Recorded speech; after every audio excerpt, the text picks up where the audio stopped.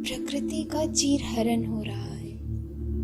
बड़ी ही बेरहमी से काट दिए जा रहे हैं वृक्ष कहलाने वाले रक्षकों के गले, और कहीं जानवर कहलाने वाले कुछ नादान नासमझ जीवों पर भी जुल्म उठाए जा रहे हैं।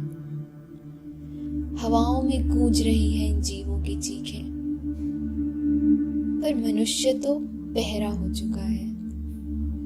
वो व्यस्त है खुद को सबसे नीच साबित करने में।